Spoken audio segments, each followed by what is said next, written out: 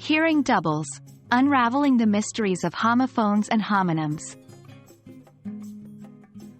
Hello, everyone.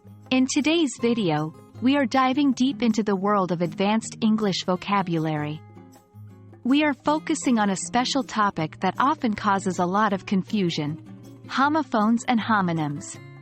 Specifically, we're going to discuss commonly confused homophones. So, if you've ever mixed up there and there, or to and to, this video is just what you need. To start, let's understand what homophones are. Homophones are words that sound the same but have different meanings. They can be spelled the same, such as rose, the flower, and rose, past tense of rise, or differently, like right and right.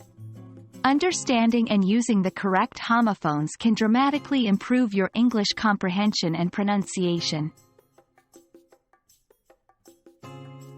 Now that we understand what homophones are, let's look at some of the most commonly confused homophones and learn how to correctly use them. 1. To is a number. To is used as an intensifier or to indicate also, and to is a preposition or a part of an infinitive verb. For example, I would like to buy 2 apples too. To. There is a possessive pronoun. There refers to a place, and there is a contraction of they are. For example, they're going to their house over there.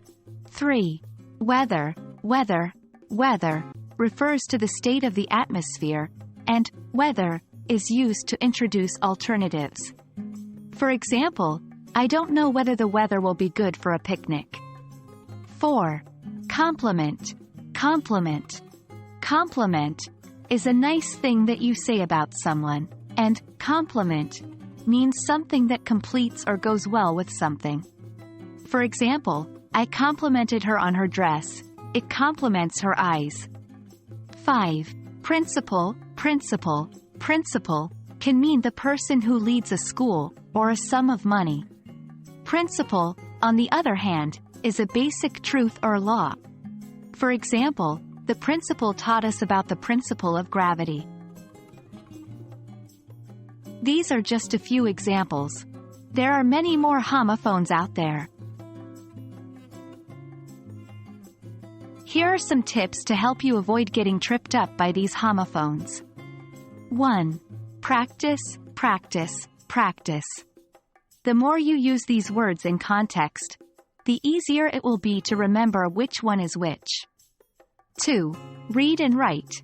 Seeing words in context can help reinforce their meanings and spellings. 3. Use a dictionary. If you're unsure about a word, don't hesitate to look it up.